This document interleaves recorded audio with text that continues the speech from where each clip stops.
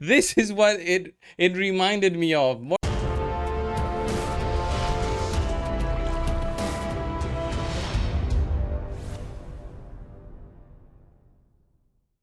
News about the new fusion that will be coming for Halloween next week. We told you that Marinix was going to be a fusion that will be ending, and we would have probably news about the next one. It seemed very reasonable to do so. We are under NDA, so we can't really say if we know, but it was all guesswork. Educated guess. Yeah, that's the right word. Educated guess, because we've been playing the game. Most of the creators that you see in Raid have been playing the game for more than 3 years. At least all the big ones. And the newer ones also get a hang of the game pretty quickly on how the fusion events come, how Raid surprises us with these kind of events. So yeah, let's have a look at the fusion. And I had a really funny thought when I first saw the image of the champion. So let's see the image that Plarium has prepared for us. This is Morrigan, a magic support time legendary champion. Look at the hair right there. She's an undead hordes. So another legendary for undead hordes. We're looking at how many right now? So we're looking at 1, 2, 3, 4, 5, 6, 7, 8, 16, 17. She's gonna be number 18. Number 18. So this will be a fragment fusion starting on the 27th, Thursday. This was just confirmed. So yeah, a fragment summon. You'll be collecting the fragments to do the fusion. That's kind of easier, I believe, than the fusion we just had for Marinix, where you needed to also have the potions for ascending the food champions needed for the fusion. Much easier. This was just confirmed. That's good. While I'm recording. And let's have a look at the skills. Well, before that, this is what it reminds me. The trolls, I don't know if you remember them. I might be too old for some, or this is what it reminded me of. Morrigan reminded me of the trolls here with the hair like that. But yeah, let's have a look at the skills. Haunt with hesitation. Attacks when enemy has a 50% chance of placing a 30% decreased speed debuff for 2 turns. Pretty solid debuff to apply on enemies with a 70% chance when booked. So that's 4 books here already for this. Not that crazy of a skill, but solid, especially for carrying you through dungeons. When you apply the decreased speed on the enemy bosses, it really helps manipulate the turn order by having your champions go quicker because of the decreased speed. Well, more often, not quicker. Yeah, Shriek of the Banshee. 75% chance of stealing all buffs from the target enemy. This is already looking good. It's single target though. Also has a 75% chance of placing a True Fear debuff on all enemies for 1 turn. That is insane in terms of being a skill for controlling enemies. This will go to 100% with 3 books and reduce its cooldown to 3 turns as well. Will place a 50% decreased accuracy debuff for 2 turns instead if the target is a boss. So it's either a True Fear or a decreased accuracy if it's a boss. So pretty good type of debuff. You won't use her for the clown boss. Decreased speed doesn't work. Decreased accuracy doesn't work for clown boss. But for Hydra, that is pretty solid. It doesn't specifically say that this will be an AoE decreased accuracy, but I'm guessing it will be a single target decreased accuracy. The way that this is worded is not very clear.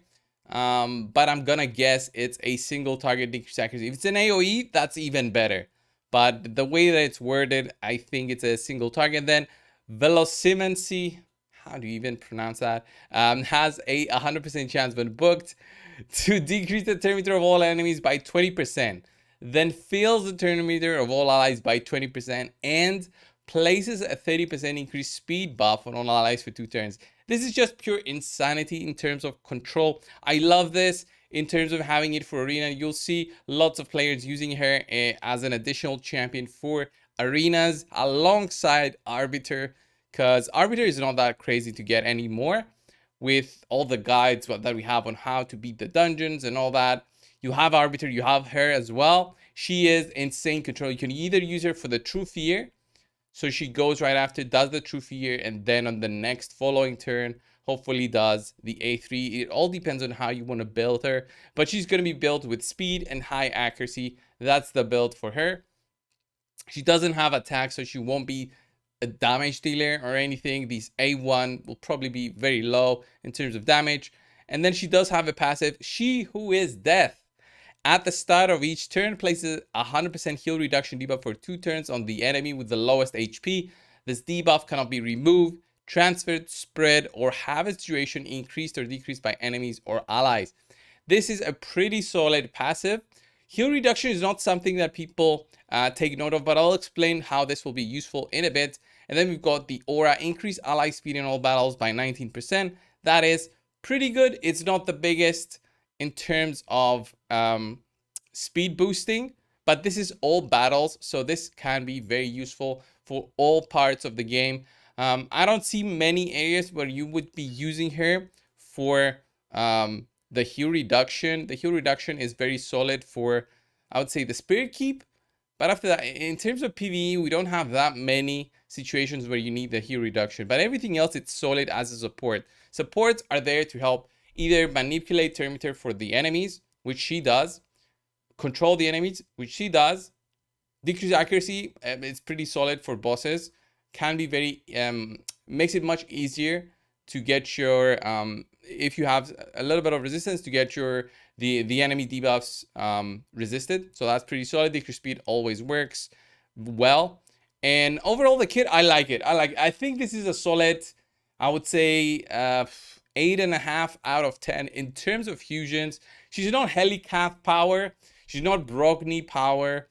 Not even Torment, I would say. But she looks like very strong. The kit looks very strong. The Terminator control looks very strong. Although the meta anymore, with the way that Stone Skin is in the high-end arena, I don't think that she'll have a place anywhere in there. But she's looking solid, like a solid champion. Definitely worth it if you have not so many, you know, Terminator control champions. If you need that decreased accuracy, she'll be there for it. This will be a fragment fusion as well, so pretty much guaranteed to be easier than anything. And that specific heal reduction, it's gonna help you in arena. So example of teams that it's gonna help you against is teams with a lot of healers. And since this is like a protected debuff, almost a protected debuff, right?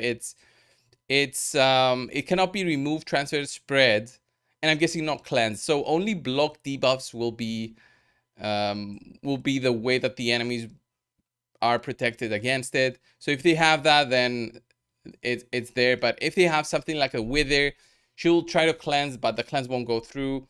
Even here, where you have Mithralashi, you will not be able to remove the heal. She will not be able to cleanse it with her with this skill right here. So that can be pretty solid in terms of controlling the enemy. The way that it works though, the heal reduction will be on the enemy with the lowest health. So that's not that good, because I'm guessing it will not be spreading around. Every time she'll be getting a turn, it's possible that the debuff will be going on the same target if the target is still alive. So these are the kind of things that you have to think about before going heavy into this fusion. I think it's a well worth fusion. I'll be going for it for sure, just through the kit, the very uniqueness of it. It's not like a Marinix nuker. She has the uniqueness of the passive, the A3, the A2 looks pretty solid. The speed down is also okay. I don't need her for any kind of content in the game. I don't see like a big need for her anywhere, but I will be going for her just because that heal reduction, that might be interesting in the future. We don't have that many that are guaranteed debuffs like that. So yeah, what are your thoughts about this fusion? Leave it down below. Thank you guys for watching, subscribe, and I'll see you in the next one. See ya.